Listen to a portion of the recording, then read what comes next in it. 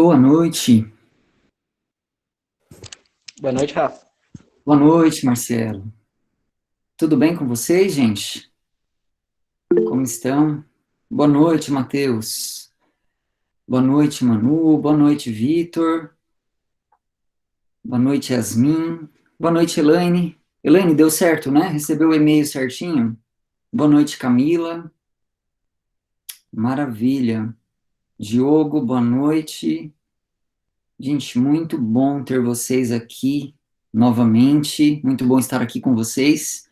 Mais uma live aqui, né? Live. Eu fui criar uma playlist para colocar essas lives lá no YouTube, e aí eu falei, o que eu dou para playlist, né? Eu pensei assim, live matemática de quinta, mas aí achei que não ia pegar muito bem, aí, não, pus outra coisa lá, sei lá o que, mas, enfim, estamos aqui para mais uma live de quinta, né? E muito bom mesmo ter vocês todos por aqui. O Vitor está dizendo aqui, hoje acho que não teremos problemas, não, agora já estou vacinado, né? Agora, é, se não for nome que eu não conheço, infelizmente, não vou liberar, né? Mas tudo certo, né? Que bom ter vocês aqui novamente, e para tratar de um assunto que eu acredito que não é novidade para vocês. Assim, e aliás, acredito mais ainda, acredito que o assunto que a gente vai tratar hoje não é algo que digamos assim, vocês, aliás, me confirmem, tá? Pode ser que eu esteja enganado, mas me confirmem. Eu imagino que não seja algo que assim, tenha muita dúvida em relação assim às técnicas envolvidas ou é, como fazer, né? Bom, que assunto é esse, né? Vamos falar de matrizes, né? Entender um pouco sobre matrizes, mas me corrijam se eu estiver enganado, mas é, vocês, né, que vieram aqui para ouvir falar de matrizes, né? Quem propôs na semana passada que a gente falasse um pouco sobre matrizes? Vocês, é, assim, sugeriram esse tema porque tem, por exemplo, dificuldade, eu queria entender como é que soma matrizes, ou eu queria entender como é que multiplica matrizes. É, a preocupação era essa? Ou posso assumir que a gente sabe como é que soma matriz, a gente sabe como é que multiplica a matriz? O que a gente quer mesmo entender é, é o porquê da matriz, né? Para começo de conversa, por que matrizes, né? Por que que esse objeto, em algum momento da história da matemática, ele se mostrou necessário, né? Por que que, por que que o produto de matrizes é daquele jeito que a gente aprende lá e não de outra forma, né? São questões desse tipo que a gente está querendo responder, né? Que vocês querem ouvir, né? O Luiz está dizendo aqui, ó, eu queria saber o motivo dela existir, né?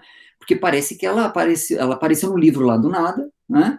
E só foi jogado lá. E para que que serve? Serve para você decorar aí as ideias e fazer a prova depois, né? O Diogo está dizendo, eu queria saber para que que serve, né? É, e o Luiz está complementando, né? Assim, quer dizer, não há nenhuma explicação, né? Do uso, do porquê, né? E eu sei que é isso que vocês tinham em mente quando vocês propuseram, né? Eu sei que eu não preciso, assim, ensinar, produto de matriz é assim, soma de matrizes é desse jeito, né?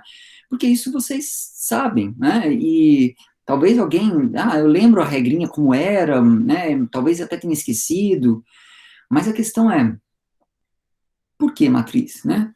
Por que que ela foi necessária, né? Por que que o produto de matriz é daquele jeito estranho, né? Uma coisa meio antinatural, né? A gente aprende, por exemplo, que somar matrizes é muito simples, né? Primeiro, matriz, né? A definição que a gente vê, essencialmente, matriz é uma tabela de números, né? É isso que vocês entendem por matriz, é isso que foi apresentado a vocês como matriz, não foi? né? Uma tabela com números, né? Uma tabela com uma certa quantidade de linhas, uma certa quantidade de colunas, e a partir dessa tabela de números, a gente começa a fazer operações. Por exemplo, a gente faz operação de soma, de maneira até mais ou menos natural, né? Assim, como é que soma duas matrizes? A soma de duas matrizes, que tenham as mesmas quantidades de linhas e colunas, vai ser lá, a gente vai aprender, né? Que vai ser uma outra matriz, e cujas entradas dessa matriz, cujos elementos, serão dados pela soma dos termos correspondentes. Então, primeira linha, primeira coluna dessa, mais primeira linha, primeira coluna da outra. Esse é o primeiro elemento lá, o primeiro valor da matriz soma, né? E assim eu faço para todos. Então, é literalmente somar termo a termo. Aí você fala, beleza, né? Faz sentido, ok, entendi, definição, não sei muito por que é assim, por que não de outra forma, mas beleza, entendi. Agora, na hora de fazer o produto, a gente talvez até, né, porque a gente começa aprendendo a soma. Aí a soma é somar termo a termo.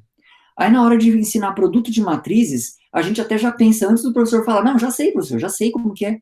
É, tem uma matriz aqui, tem outra matriz aqui. Como que multiplica as duas? Multiplica termo a termo, ora bolas. Não é? Não, se somar é somar termo a termo, multiplicar deve se multiplicar termo a termo também, né? E aí você fica só lá esperando, assim, beleza, vai ser isso aí. De repente você vê o professor falando, não, multiplicar a matriz é assim. E aí você pega a linha aqui, e aí multiplica os elementos da linha, um pelo da coluna, o outro pelo de baixo, não sei o quê, faz uma conta, soma tudo, e aí você fica olhando assim e fala, meu pai, que é isso? Né? Foi assim com vocês ou tô exagerando aqui? A hora que o professor foi ensinar lá, produto de matrizes, né? Você olhou para aquilo e pensou o quê? Né? Sentiu o quê? Né? Tá, o que tá acontecendo aqui? Né? Foi isso, não? Ou exatamente isso, né? Quer dizer, é, assim, se olha para aquilo e fala assim, tá, beleza, né? Mas por que daquele jeito? E não, por que que não foi no mais óbvio, né? No que a gente chutaria mais assim, naturalmente, né? Multiplica termo a termo e pronto, né? Por que daquele jeito tão complicado, né? Então, assim, exatamente, a resposta é essa, né, Marcelo?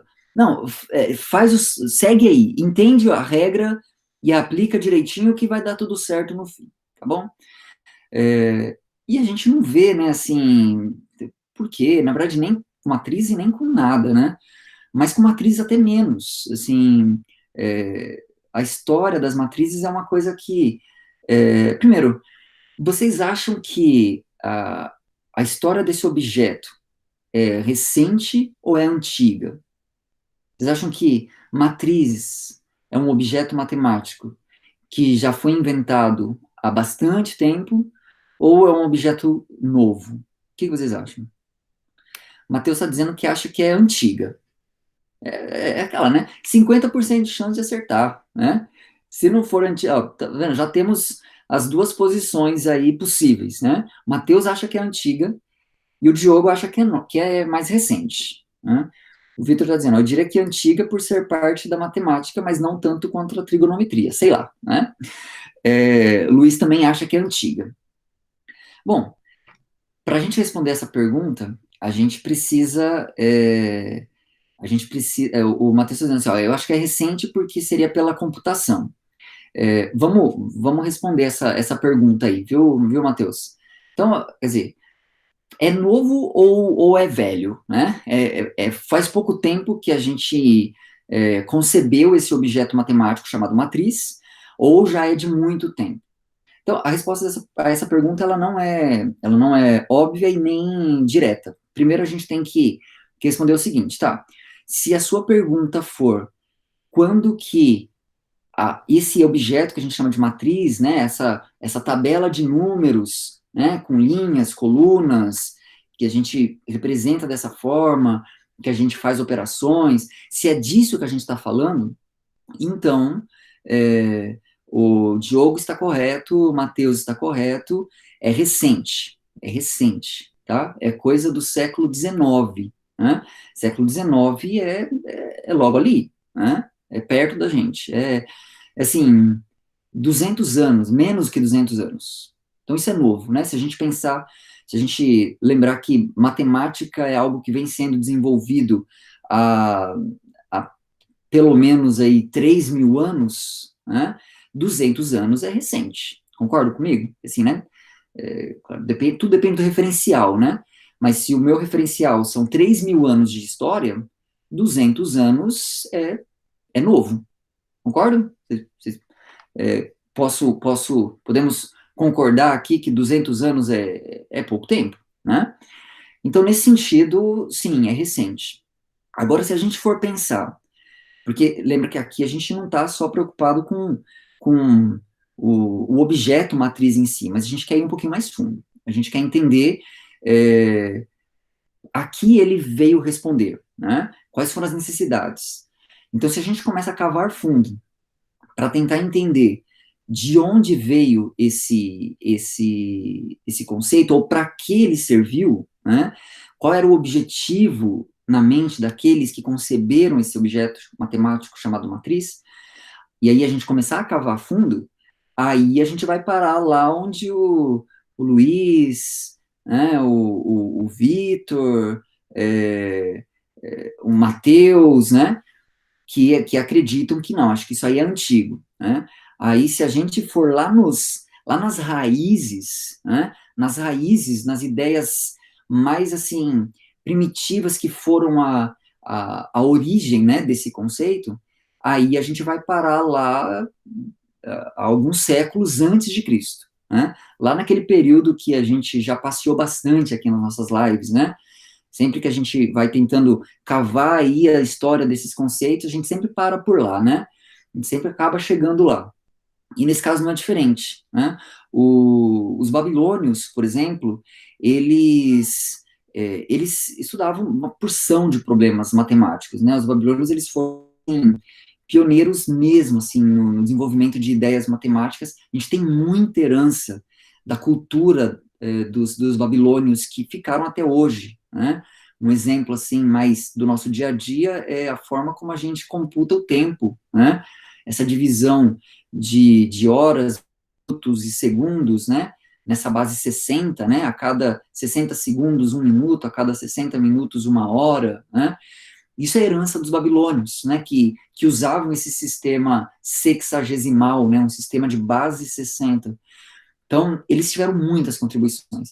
E dentre os problemas, dentre as coisas que eles pensavam, haviam alguns tipos de problemas que na hora de tentar resolvê-los, eles caíam em sistemas de equações, né, que eram do tipo que vocês também se depararam lá no ensino fundamental, talvez ensino médio, agora eu não tenho certeza, que são o que nós chamamos hoje de sistemas lineares, né?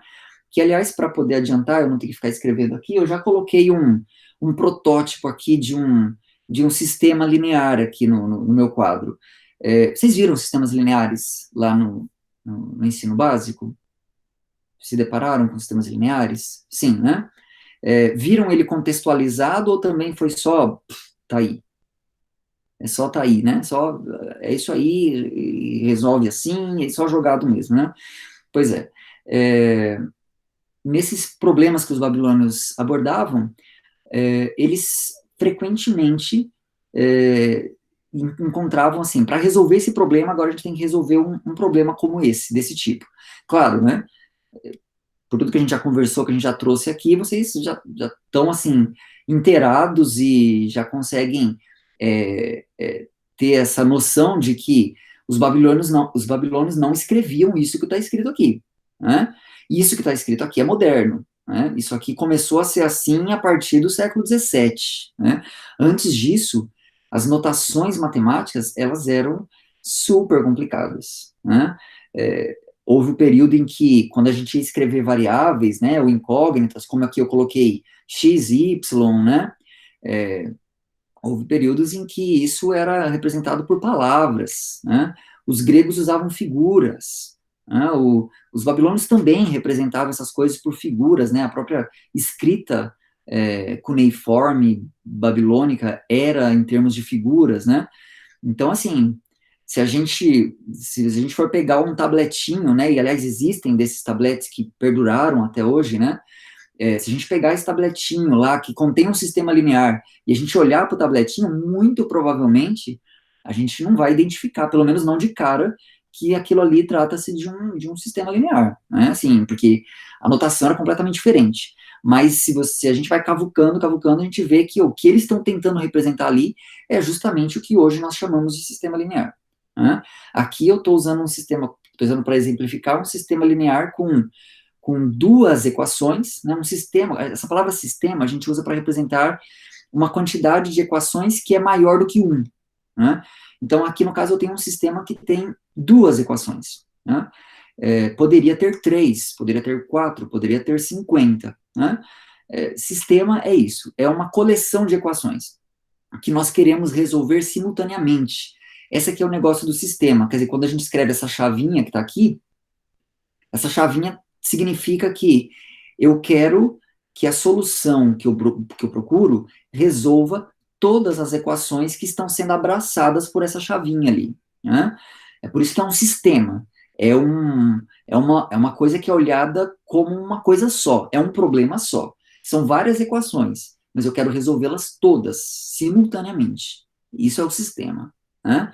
No caso, o sistema aqui tem duas equações, como eu já mencionei, e tem também duas incógnitas, né? As incógnitas desse problema, eu estou usando aqui como mais naturalmente a gente costuma usar, né?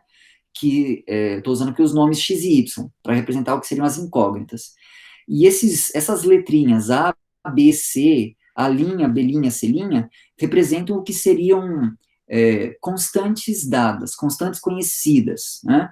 A gente sabe quem é A, quem é B, quem é C, a gente sabe quem é A', B', C', e conhecendo esses caras, eu quero descobrir quem são X e Y. X e Y são incógnitas, são desconhecidos, e eu quero passar a conhecê-los, eu quero descobrir o valor deles, né?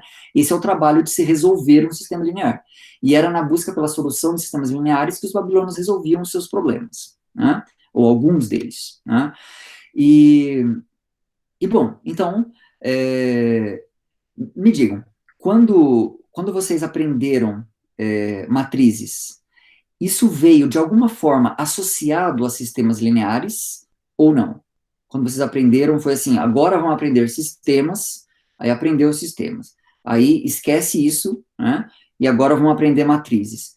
Foi assim, cada um no seu quadrado, ou foi tudo junto?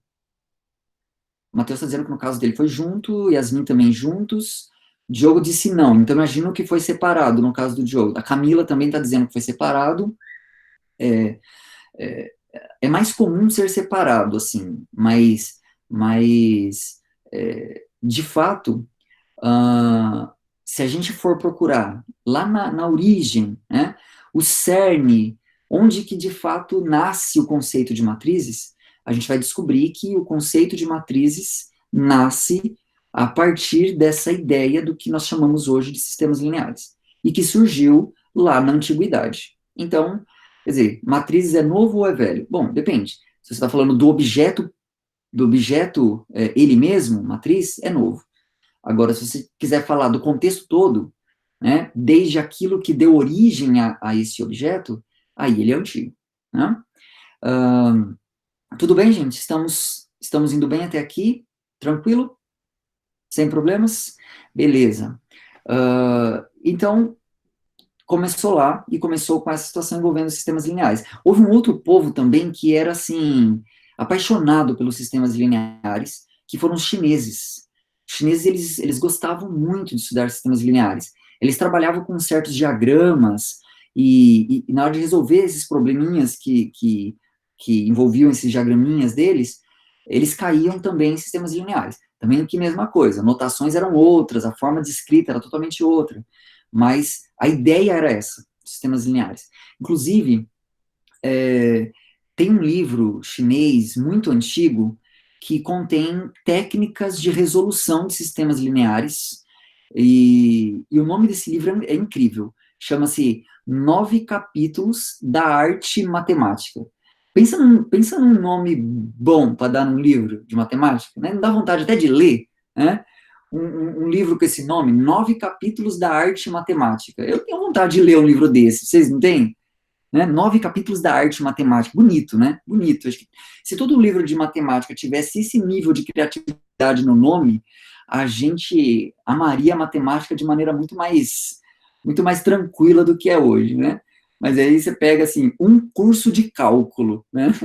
Aí você até assusta, né? Você até assusta. Aliás, não por acaso eu deixo ali, né? Não é, a intenção não é assustar vocês, não, viu? Mas mas esse é o nome do livro, né, dos chineses. Livro antigo, mais ou menos dessa época aí, de uns 2 séculos antes de Cristo. E, e assim, então, ali nesse momento a gente vai encontrar, e nessas técnicas dos chineses, a gente começa a encontrar alguns elementos que vão depois ser melhor, assim, estudados e melhor entendidos só, assim, uns, muitos séculos depois, uns 18 séculos depois, pelo menos, desse período que a gente está falando, e eu estou falando ali lá do século XVII, e aí nesse período tem um matemático japonês muito importante, um matemático chamado Sekikawa, né? E esse matemático, inclusive, é considerado o maior matemático japonês do século XVII, né? Foi um nome muito importante para a história da matemática, não só japonesa, mas a história da matemática como um todo. E o que esse Sekikawa fez? Basicamente, ele revisitou os problemas dos chineses, ele tinha bastante conhecimento da matemática chinesa, e a preocupação dele, né, ou uma delas, era de trabalhar métodos de resolução de sistemas lineares, e ele começou a trabalhar e a desenvolver técnicas que envolviam uma certa quantidade, um certo número, que ele obtinha fazendo uma combinação muito específica, muito assim, bem definida, desses números que aparecem. Aqui eu estou usando esse sistema com 2 equações e 2 incógnitas, mas no caso deles podia ter mais, tá? Então, aqui é só para ilustrar, para deixar mais simples a ilustração. Mas ele, com essas constantes que eram conhecidas, né? A, B, a linha e B', ele fazia uma espécie de combinação por meio de multiplicação, soma, diferença desses números aí, e, e aí com essas operações que ele, assim, ele não inventou, né, ele simplesmente constatou que aquela forma de combinar esses números, aquela forma muito específica de combinar esses números, dava um resultado, um número, que acabava sendo muito importante na hora de buscar soluções desse sistema, né, na hora de tornar essas incógnitas conhecidas, na hora de resolver, né, o sistema. E, e ele então começou a, a analisar esses números que ele obtinha por meio dessas combinações um pouco complicadas ali entre esses números, e ali, com esse matemático japonês, nascia a noção do que hoje nós chamamos, né, o Vitor até mencionou ali, que nós chamamos de determinante. Vocês também ouviram essa palavra, determinante, lá na escola, não ouviram? Aprenderam, ou pelo menos ouviram falar, foram informados, né, sobre determinantes. Sim ou não? Ouviram falar de determinantes? Sim, né? Determinante, assim, se vocês tivessem que dar um chute, assim, é que agora meio que eu já dei a resposta, né? Mas quem surgiu primeiro? Determinantes ou matrizes? Né? Antes do que eu falei aqui, se você tivesse que chutar, o que você diria? Surgiu primeiro matriz, e então a gente entendeu como calcular determinantes, ou surgiu primeiro determinantes, e a partir deles a matriz surgiu? Seria natural a gente dizer que matriz veio primeiro, né? Pois é, mas não. Né? O que eu estou narrando aqui para vocês é mais ou menos seguindo o fluxo histórico do desenvolvimento dessas ideias. Então, dessas ideias todas de sistemas lineares, determinantes e matrizes, a primeira coisa que apareceu historicamente foram os sistemas lineares, porque eles surgiam de maneira natural como resposta a problemas que eram estudados. Né? É assim que os objetos matemáticos surgem, a partir de necessidades humanas, né? Sempre foi assim, sempre vai ser assim. Sistemas lineares surgiram dessa forma. E como surgiram os determinantes? Eles surgiram por meio de matemáticos como, por exemplo, Sekikawa, matemático japonês, que entendeu que fazendo combinações, por exemplo, aqui no caso dessa matrizinha não, desse sisteminha aqui, a combinação que ele faria entre esses números era assim, ó, o A aqui em cima ele multiplicaria pelo B', o B ele multiplicaria por A', e faria a diferença desses dois números, ou seja, ele faria A vezes B' menos B vezes A', né? E de alguma forma ele descobriu, ele conseguiu provar isso, né? Que esse número aparecia de maneira muito direta na hora de expressar as soluções desse sistema, né? Ele constatou isso, e constatou inclusive que, olha, a própria existência de solução desse sistema depende desse número. Por exemplo, se esse número for zero, se a hora que eu faço essa combinação, né, A vezes B' menos B vezes A', ele descobriu que se esse número for zero, esse sistema pode não ter solução, por exemplo, né? E então, nesse momento, começa a nascer, começa a brotar o conceito do determinante. A palavra determinante não existe ainda, né? Mas o conceito começa a nascer aqui. E isso foi lá no Japão. Na Europa também teve um camarada que também se preocupou com questões relacionadas a sistemas lineares. E é um nome que vocês estão já bastante familiarizados, creio eu, Gottfried Leibniz. Já estão familiarizados com esse nome, né? Imagino que talvez não estivessem até o começo desse ano, mas agora, o grande, exatamente, Matheus, o grande, né? Esse foi dos grandes. E Leibniz, também preocupado com solução de resolver sistemas lineares, ele também, de maneira independente, inclusive, de Sekikawa, né, eles são mais ou menos contemporâneos, ele também, assim, percebeu a aparição desse número aí, desse valor, dessa expressão, né, que posteriormente seria chamada de determinante, e que era algo que era determinante, determinante para a solução de sistemas lineares, né? Eu não sei se isso foi chamado de determinante porque era determinante para a resolver sistemas lineares, mas que encaixa, né? Então, isso a gente está falando de século XVII, né?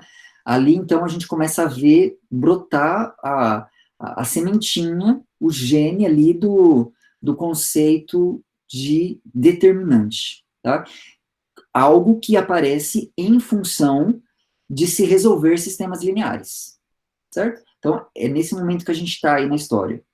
Agora, caminhando aí um pouquinho mais, agora, século XVIII, aí a gente vai ter alguns nomes que provavelmente sejam familiares, pelo menos alguns deles sejam familiares a vocês.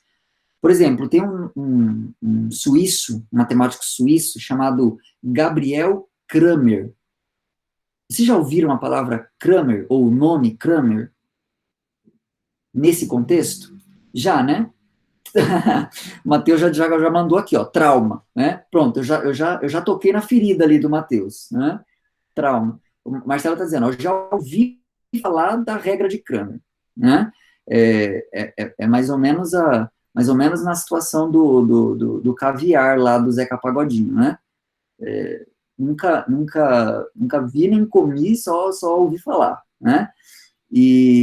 Mas a gente ouve falar disso aí, né? A regra de Cramer. Eu confesso a vocês que se vocês me pedissem assim, mas qual que é a regra de Cramer mesmo? Eu teria que respirar fundo e dizer para vocês, não me lembro, né? Não me lembro qual é a regra de Cramer, né? Mas eu já ouvi falar bastante, né? Eu já vi a regra de Cramer também, mas não fiz questão de decorar, não. Mas, enfim, esse nome ele aparece, né, de maneira importante. Aliás, não foi Cramer que demonstrou a regra de Cramer, né? pela primeira vez, pelo menos. Quem demonstrou pela primeira vez foi um matemático escocês, né, de sobrenome Maclaurin, né, e esse cara foi quem demonstrou pela primeira vez, mas não que Cramer não tenha sido relevante nessa história, ele foi, e de fato, Cramer, ele, agora aqui a questão já não era, já estava para além de sistemas lineares, na verdade, assim, sistemas lineares é uma coisa que meio que já era considerada, assim, meio que garantido, sabe como que é? Assim, não, sistemas lineares a gente já entendeu, na verdade os chineses já tinham feito uma boa parte, o Sekikawa lá, o Leibniz tal, completaram ali, talvez o que precisava ainda ser entendido, mas sistemas lineares já tá ok. Não, beleza, qualquer sistema linear que a gente encontrar por aí, a gente consegue resolver.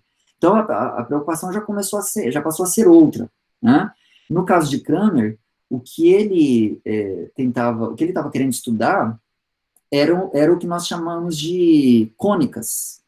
Aqui, se eu não estou enganado, nas nossas lives, talvez naquela live que a gente falou sobre movimento uniformemente variado, eu mencionei um pouco, a gente conversou um pouco sobre cônicas. Estou enganado? Ou vocês se lembram também de termos conversado um pouco sobre cônicas? Lembram-se disso? Parábolas, hipérboles, exatamente, isso são as cônicas, né? São parábolas, são hipérboles, são elipses, né? Vocês já ouviram, já se depararam com cônicas, já foram apresentados a elas, né? Esses objetos geométricos, esses sim são estudados, foram estudados desde a antiguidade, né? Tem um matemático grego chamado Apolônio de Perga, que escreveu um tratado sobre cônicas, inclusive ele é considerado o pai das cônicas, né? Aliás, a gente, na história da matemática, o povo fica querendo dar pai para todo mundo, né? Então tem o pai das cônicas, o pai da trigonometria, o pai do cálculo, né? Enfim, o Vitor trazendo que lembra do corte naquele sólido, né? Aquele funil, né? Funil assim, para baixo, para cima, e aí faz cortes no funil, e até sugerir para vocês cortarem o funil da mãe de vocês, né? Que ela ficaria bastante feliz, né? De vocês pegarem o funil dela e fazerem cortes para poder enxergar as cônicas, né? Cortar o funil, assim, né? Foi boa a experiência, né? Se alguém fez a experiência, quiser compartilhar com a gente, né? Fica à vontade aí, tá? Mas é isso aí, né? São as cônicas. E as cônicas, elas ganham um tratamento lá desde a antiguidade puramente geométrico, né? Apolônio de Perga, ele vai fazer um tratado sobre as cônicas do ponto de vista puramente geométrico.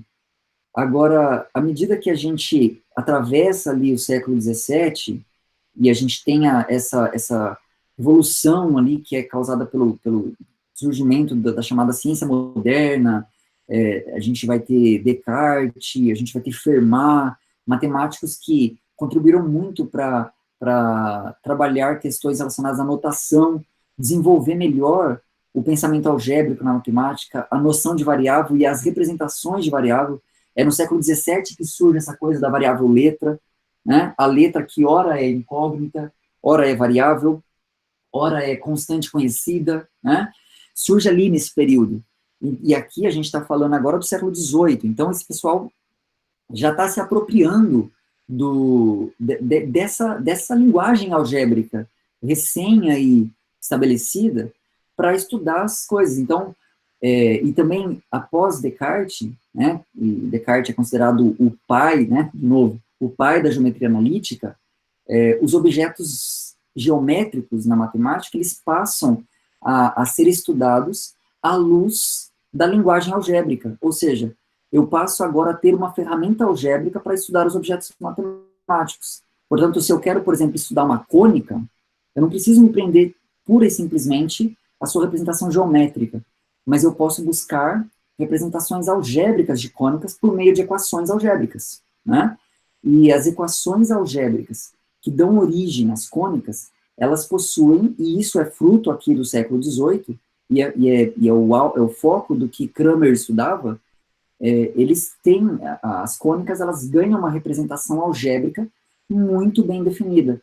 Toda cônica é dada por esse protótipo, por essa equação, que eu vou fazer questão, inclusive, de escrever aqui para vocês verem qual é a equação algébrica que descreve esses objetos chamados cônicas, o que inclui parábola, hipérbole, inclui elipses, né, círculos, que são casos particulares de elipses, e, enfim, outros tipos de cônicas, chamadas de degeneradas, mas também não vem ao caso a gente detalhar. Mas qual é a equação, assim, geral das cônicas, né? A equação algébrica, que era o objeto de estudo de Cramer. É isso aqui, ó. Isso aqui, dá para enxergar, né? É algo assim.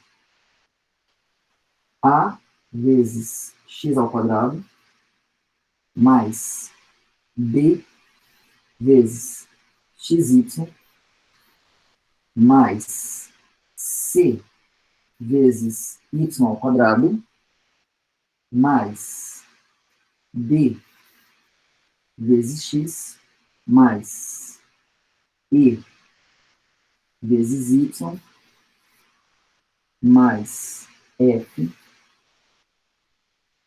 igual a zero. Essa coisa bonitinha aqui, alguém já viu essa expressão? Alguém já se deparou com isso?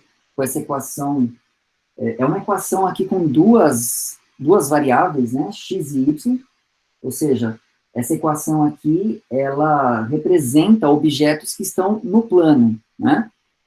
Se você tem duas variáveis, x e y, e você dá uma representação geométrica para isso, isso vai acontecer no plano.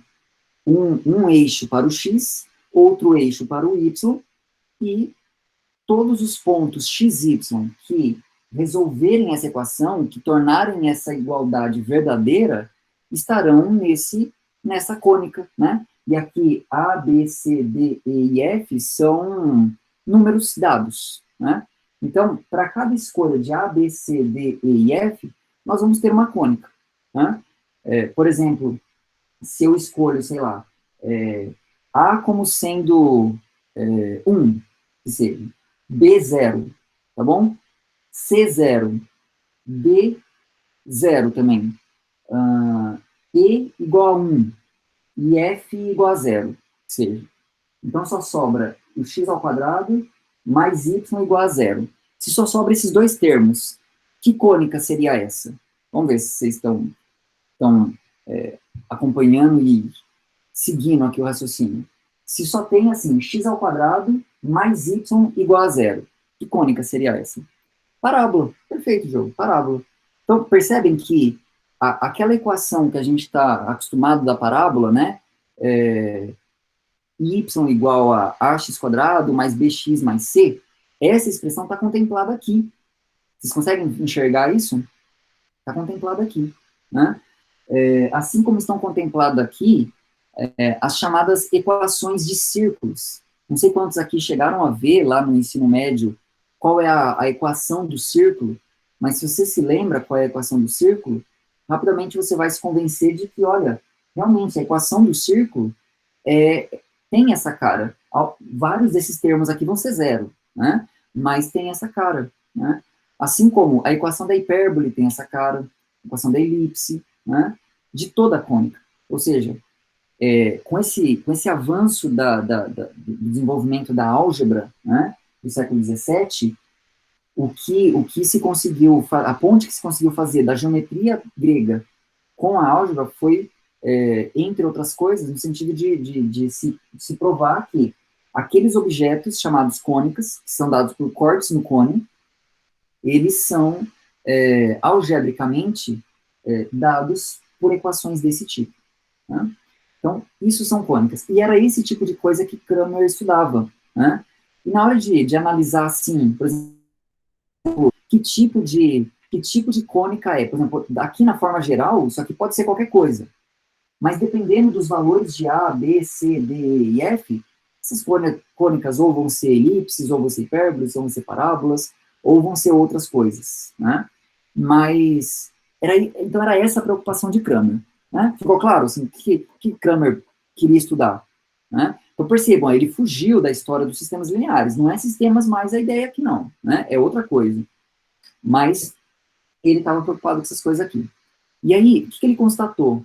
Que na hora de tentar fazer esse estudo e descobrir, olha, dependendo dos valores dessas constantes, isso vai ser hipérbole, isso vai ser parábola, ele precisou ele se utilizou, melhor dizendo, daqueles mesmos números que eram obtidos lá através dos sistemas lineares. Aquelas combinações, né, tipo A vezes D' mais B vezes A', aquelas combinações que eram feitas lá pelo Sekikawa, por Leibniz, né, pela galera toda, ele percebeu que o mesmo tipo de combinação aqui, com essas constantes, ou com algumas delas, fornecia informações importantes sobre a cônica representada por elas. Ou seja, Cramer se deu conta de que aquilo que seria posteriormente chamado de determinantes aparecia diretamente aqui no estudo desses objetos. E então, assim, ele passou então a se interessar bastante por esse negócio, né? Que eu estou aqui chamando de determinante, mas entendo que historicamente, do ponto de vista aqui de Kronecker, desculpa, de Cramer, não era assim que era chamado. Era só, eu não sei se eles usavam um termo específico, imagino que não. Imagino que não havia um consenso sobre o nome para esse número, mas ele percebeu que esse número era relevante, tá bom? Bom, nesse mesmo período, a gente vai encontrar um outro cara, aliás, antes dele, um matemático francês chamado José Louis Lagrange. Esse talvez seja menos conhecido de vocês. Alguém já ouviu falar de Lagrange? Esse nome, Lagrange, já apareceu para vocês? Esse nome, ele começa... Não, né, Luiz? Imaginei. O Pedro está dizendo que sim, né? Para quem já... Ah, da física. Sim, exatamente. Matheus só ouviu, né? Lagrange, ele tem notação de derivada dele. Sim, a notação, a linha que a gente usa, é uma notação que foi inventada por Lagrange, por esse cara, né? Então, de fato, ele está bem presente na nossa realidade, né? Porque cada vez que você usa F', você está apelando para a notação que é devida a Lagrange. Né? Muito bem lembrado, Diogo. Bom, Lagrange, ele estudava problemas outros, não eram nem sistemas lineares, que é coisa considerada já superada, já sabemos fazer isso, queremos fazer coisa mais difícil. Também não era exatamente cônicas, embora tinha muita interseção com as cônicas, o trabalho de Lagrange, mas os problemas que Lagrange tentava resolver eram problemas relacionados a máximos e mínimos. Né? Você acha que problemas de cálculo de máximos e mínimos de certas funções são relevantes? Você acha que, assim, você vê alguma importância em se estudar máximos e mínimos de funções? Se sim, qual? Né? O que vocês acham? Ou não, acho que é só coisa de matemática que não tem o que fazer. Não tem o que fazer, vai estudar máximo e mínimo de função. O que vocês acham? Tem relevância estudar máximos e mínimos? Vocês conseguem, assim, de alguma forma, vislumbrar alguma relevância do porquê estudar máximos e mínimos? Porque, por exemplo, Lagrange estaria se ocupando em estudar problemas relacionados a máximos e mínimos. O Vitor está dizendo lançamento oblíquo. Eu não sei se eu sei exatamente o que você quer dizer, Vitor. Você conseguir, assim, me explicar um pouquinho o que você quer dizer? Eu acho que eu não consegui entender. Mas, por exemplo, você acha que seria relevante, sei lá, você tem um negócio, né? E aí você tem um negócio ali, esse negócio você produz né? Você montou uma empresa, né? Você produz um certo material. E para produzir esse certo material, você precisa comprar matéria-prima, né? Você tem um custo, né? Você tem um custo, tanto para comprar matéria-prima, quanto para a produção. A produção tem custos também, né? Tem funcionário, tem uma série de coisas. E aí você chega com o seu produto final. Agora, você precisa definir um preço para o seu produto. E o problema de definir preço não é trivial. Por que não é trivial? Porque se você pensar de uma perspectiva ambiciosa, né, quanto mais caro eu vender o meu produto, mais eu vou lucrar com a venda. Vocês concordam? Faz sentido? Quanto mais Beleza, tô vendo aqui agora os dizendo, né, ó, por exemplo, na economia, para ter o máximo retorno, o Vitor está dizendo aqui, da física, uma bola de canhão forma uma parábola. Exatamente, entendi, Vitor. Que aí você tem o máximo lá, né, e você sabe qual é a maior altura e tal. O Matheus está dizendo na física mesmo, né, máximo de uma força, legal. Então, assim, o exemplo que eu estou indo mais no caminho ali do que o Matheus falou da economia, né, quanto mais caro for o meu produto, maior será o lucro quando eu vender, né? Só que tem um problema nessa estratégia ambiciosa. Qual que é o problema dessa estratégia ambiciosa? Né? Suponha que o meu produto seja picolé, né? Eu compro lá a matéria-prima, né? A polpa da fruta, não sei o quê, tudo que precisa, o palito, né? Compro tudo, fabrico o meu picolé, tô com o meu picolé pronto. Agora eu vou cobrar R$ 250 por picolé. Porque você imagina, vendi aí 1.000 picolés, eu já tenho R$ 250.000, né? Pronto, eu fico com a vida feita fácil, né? A lógica parece boa, mas onde é que ela vai emperrar, né? Onde vai estar o problema nessa estratégia ambiciosa? O que vai dar ruim no meu picolé que eu tento a vender a R$ 250 cada um? O que vai dar ruim? Ou não vai dar ruim, vai dar certo? Óbvio, né, gente? Ninguém vai comprar, né? Agora, se eu posso cobrar R$ 1 milhão, fala, pô, cobrou R$ 1 milhão, um picolé que eu vender, pronto, já fiz minha vida. Só que o problema é que eu não vou vender nenhum, né? Ninguém vai comprar, exatamente. Esse é o drama, né? Se por um lado, quanto mais caro eu cobro, mais lucro eu tenho na venda, por outro, quanto mais caro eu cobro, menos gente vai comprar, né? E aí eu constato isso, falo, tá, beleza, botei 250 aqui, mas ninguém quis comprar picolé a R$ 250. Vou ter que baixar, né? E aí você baixa. E aí a lógica da procura é inversa. Quanto mais barato, maior a procura. Né? Quanto mais barato, maior a procura. Aí eu tento, beleza, eu vou cobrar 10 centavos por picolé. Aí vai vender. Nossa, vai fazer fila na porta da sorveteria para comprar o meu picolé. O problema é que eu gastei por unidade no material e na produção, eu gastei R$ 1, né? E aí eu tô trabalhando e eu tô acumulando dívida, né? Porque o que eu tô cobrando eu não pago, então, quer dizer, tá, então beleza. Então eu tenho que cobrar pelo menos o que eu gastei. Se eu cobrar exatamente o que eu gastei, aí meu lucro é zero, por mais que eu venda. Então tá bom. Então eu tenho que cobrar mais do que eu gastei, né? E aí agora começa essa coisa. Tem que ser mais, e quanto mais for, mais eu lucro na venda, só que não pode ser tão mais, porque senão ninguém compra. Percebem como não é trivial achar qual seria o valor do picolé que maximize o meu lucro? Percebem como isso não é trivial? Né? E quando a gente fala de estudar máximos e mínimos de funções, a gente está, por exemplo, tratando de problemas dessa natureza. Ou, por exemplo, como assim, produzir um material, por exemplo, uma garrafa, que compõe uma certa quantidade de volume fixa, digamos, 2 litros, gastando a menor quantidade de material possível. Também tem a ver com economia, tem a ver com gastar menos na produção, né?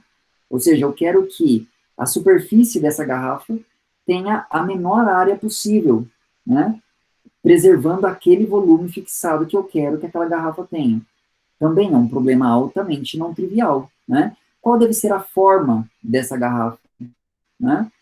Então, problemas dessa natureza vão ganhar espaço na matemática através do estudo de problemas relacionados a máximos e mínimos, que era o que ocupava Lagrange. Pois é, olha só, Lagrange também percebeu que aqueles mesmos objetos que o Kawa e o Leibniz usavam para sistemas, que o Kramer percebeu ser útil aqui nas quádricas, também apareciam de maneira direta na hora de estudar esses problemas relacionados a máximos e mínimos de funções. Funções aqui de, não apenas de uma variável, mas de várias variáveis. Né? Esses que seriam posteriormente chamados determinantes, apareciam também no contexto lá do Lagrange. Então, percebam, essa noção de determinantes aparecendo, ora, inicialmente, para servir ao estudo de sistemas lineares, mas posteriormente evoluindo para questões relacionadas, por exemplo, a cônicas, ou a problemas de otimização, como a gente chama, né, problemas de máximos e mínimos. A noção de determinante, ela vai permeando todas essas áreas, de maneira muito natural. Não é assim, vamos inventar o determinante? De maneira muito natural, né? E como em todos esses objetos aparecem, assim, uma coleção de números, de constantes, e o determinante ele aparece como produtos e somas, né, de uma forma muito bem específica, desses números, então ele foi aparecendo de maneira muito natural, né? Vocês estão conseguindo enxergar, assim, enxergar um pouco o panorama do que está acontecendo? Está ficando, assim, claro para vocês? O movimento aqui de ideias, o movimento de, de propostas, o movimento de soluções aqui a problemas que foi naturalmente desenvolvendo e fazendo brotar essa noção do determinante? Está ficando claro para vocês? Está acompanhando ou tá muito vago, assim? Me deem um feedback. Tá, né? Beleza. Agora, percebam, em momento nenhum aqui tem matriz nessa história. Vocês estão percebendo isso? Em momento nenhum tem matriz. Né? Não existe matriz, não existe. Né? Em momento nenhum isso aparece aqui. E outra coisa que a gente pode começar a perceber é que, enquanto o determinante ele surge como algo que serve a resolver sistemas lineares, e nesse sentido, sistemas lineares seriam o foco, seria um objeto importante, e o determinante seria apenas um auxiliar, à medida que esses problemas todos vão se desdobrando, e o determinante vai aparecendo ali, né, de maneira muito natural, e servindo aos propósitos de resolver esses problemas, o determinante começa a ganhar uma projeção, inclusive maior do que os próprios sistemas lineares. Os determinantes passam agora a ser encarados como uma ideia que vale por si mesma, não está só para servir aos sistemas lineares, mas é digno de ser estudado por ele mesmo. E aí uma galera começa a estudar determinantes. Então, assim, a preocupação deles era os determinantes, entender esse negócio dos determinantes, né? E os determinantes, eles eram sempre pensados assim, como é que foi se configurando essa ideia do determinante?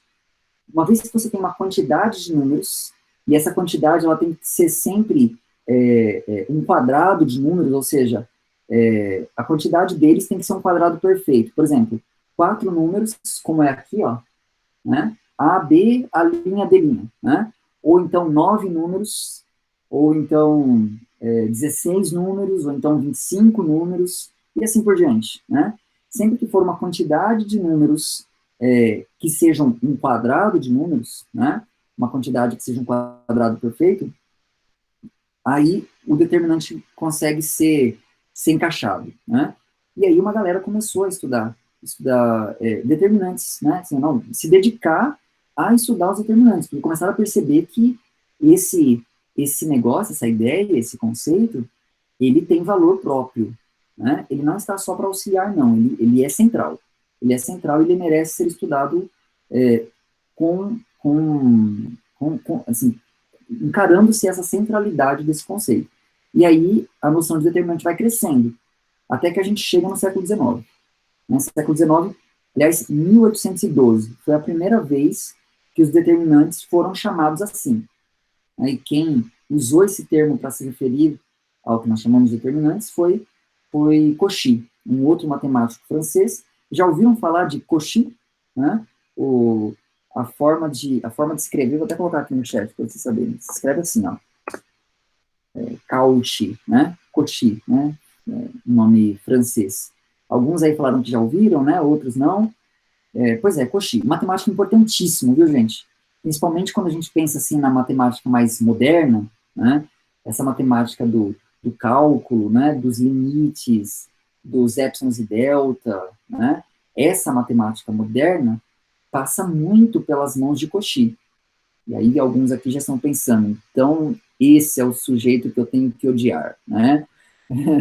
Mas Cauchy foi muito importante, foi um matemático muito importante, e foi ele que cunhou esse termo determinante, né? Foi ele que usou esse termo, e o termo pegou, né? De modo que, a partir de então, a gente passou, então, a calcular determinantes, a estudar os determinantes, a entender as relações que os determinantes possuíam, e aqui determinantes quer dizer, o que eu preciso para calcular determinantes? Preciso de uma coleção de números. Quantos? A quantidade basta que seja um quadrado perfeito. Pode ser 4, pode ser 9, pode ser 16, 25, 36, pode ser 100, né? Tem que ser um quadrado perfeito. Desde que seja um quadrado perfeito, eu posso calcular determinantes daquela cambada de números ali. Tá? Beleza.